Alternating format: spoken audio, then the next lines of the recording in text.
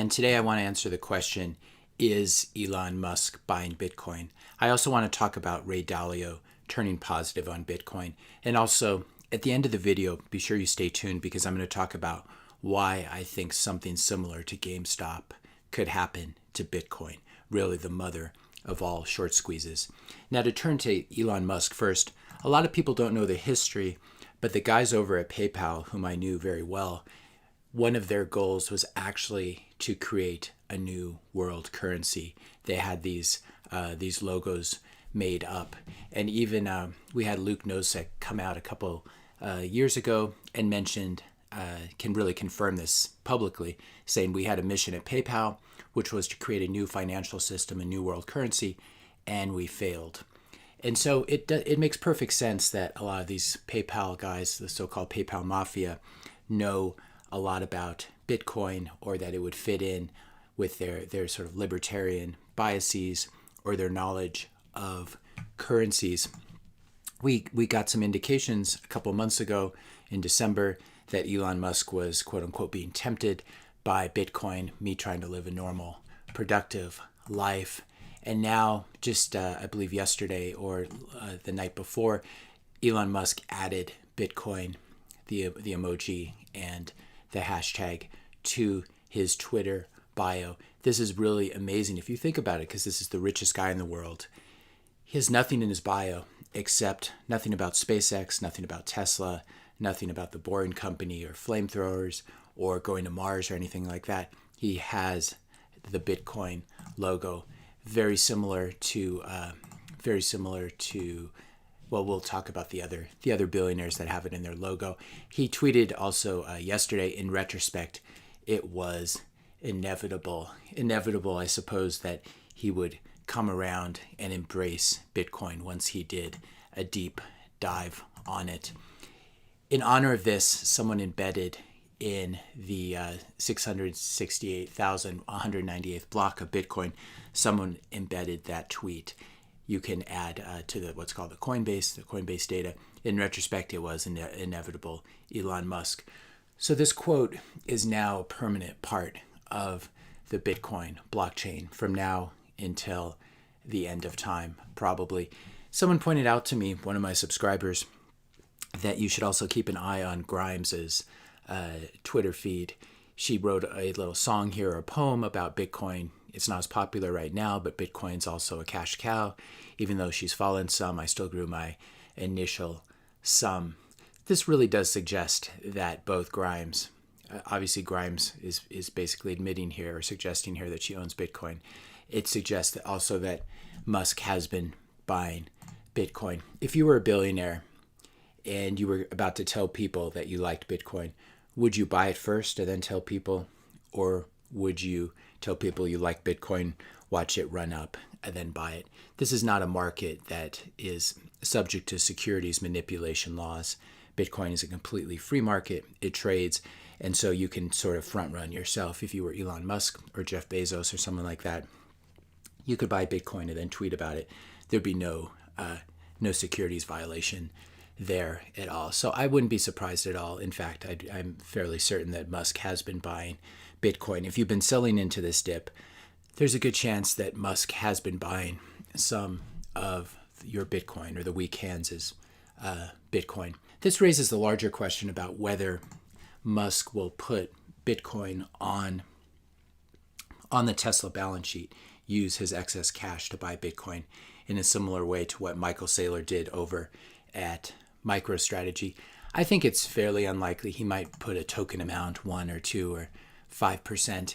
Currently, the Tesla balance sheet has about $14.5 billion in cash and an roughly equal amount of debt. So the company's not levered at all. Has a very high stock price, obviously.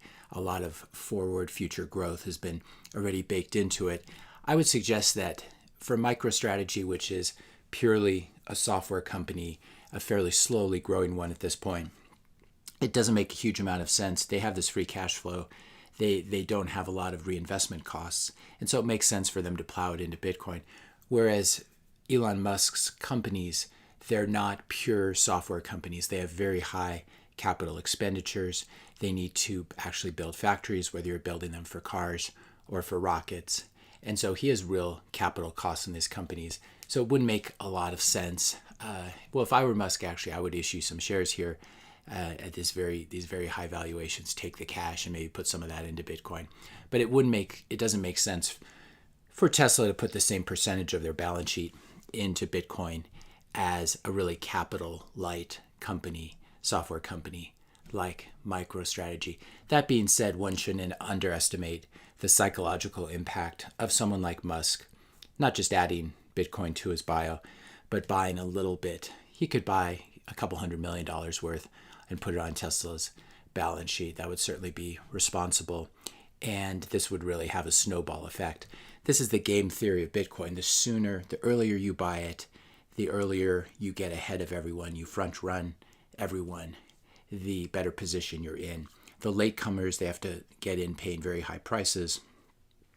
And Bitcoin is a very scarce asset, as we know. We're going to talk more about that in a minute. Just wanted to mention the other major Twitter people who have Bitcoin as their sole bio. Obviously, Jack Dorsey has had it like that for about a year or so. Winklevoss twins, other billionaires as well, worked early on Facebook. Both of them have it.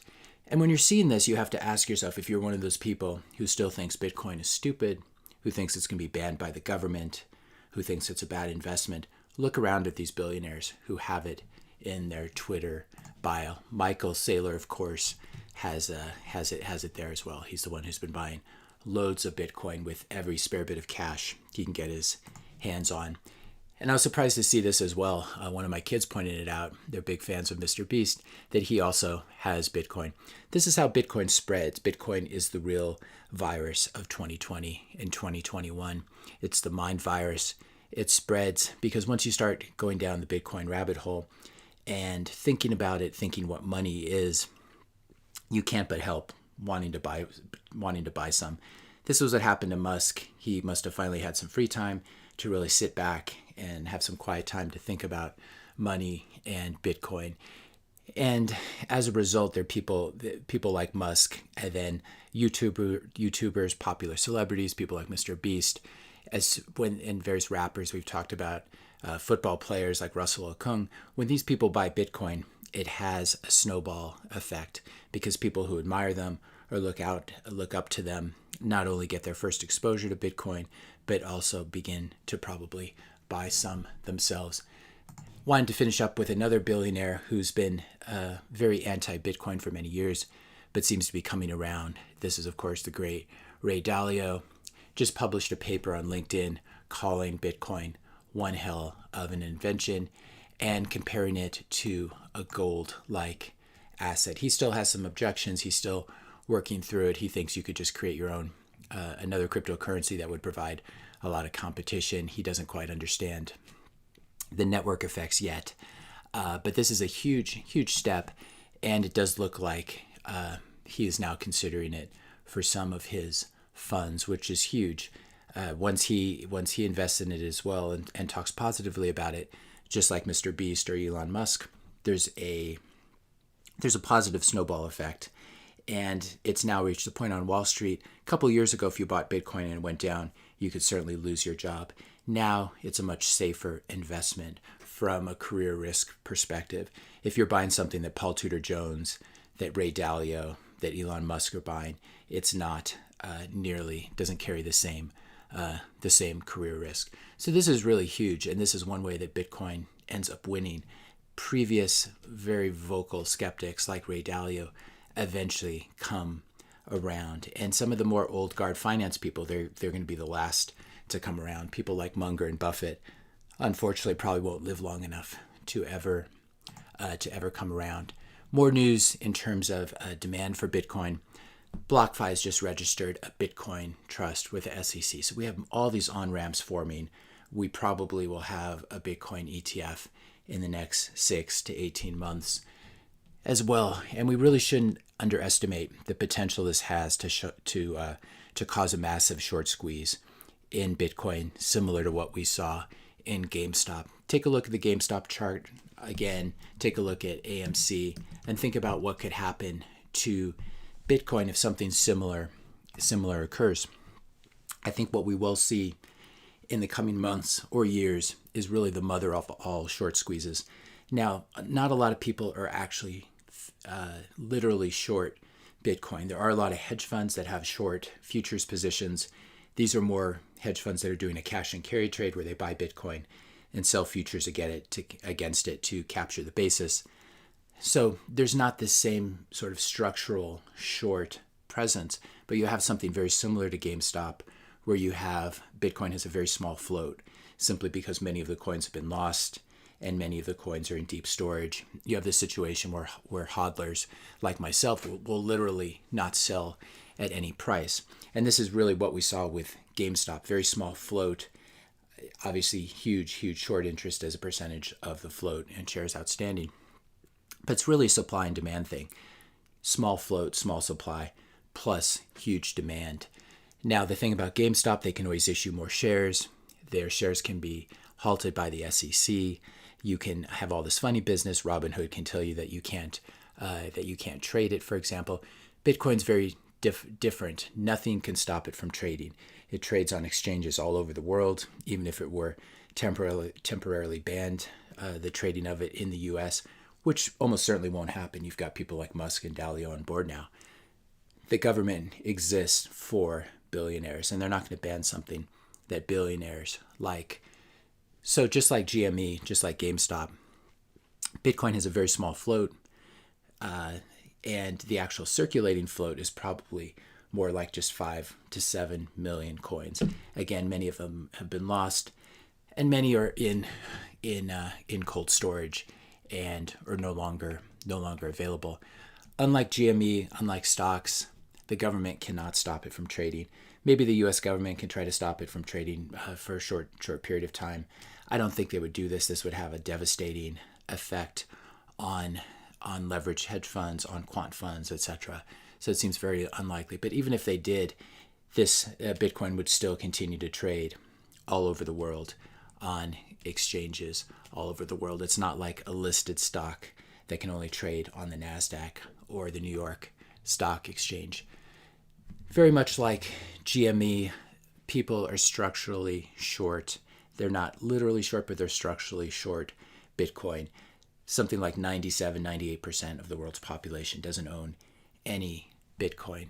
GME, I applaud what Wall Street Bets did, but GME is fundamentally a fairly worthless company. Maybe it's worth $20 a share or $25 a share, something like that. But it really is a dead retail company. They may be able to move a lot of the business online, etc. The Chewy co-founder obviously has some ideas. It's clearly not worth in the hundreds per share.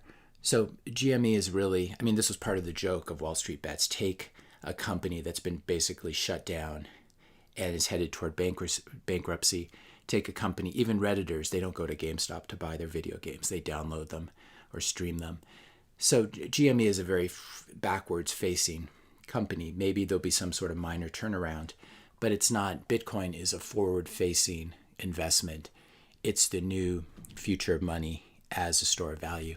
As Ray Dalio does mention here, talking about gold alternatives in a world that requires hedges against currency devaluation. And so even though we don't have an actual huge structural literal short against Bitcoin, what we have is a very small float that cannot be increased by new share issuance, as can happen with GME.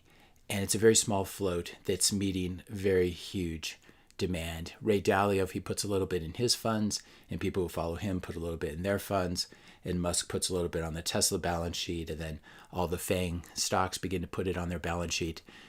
We have high net worth individuals, we have corporations, as we've said, pensions, endowments, and actual governments and central banks will all need at some point to own some Bitcoin. The more people buy it, the more inevitable it becomes.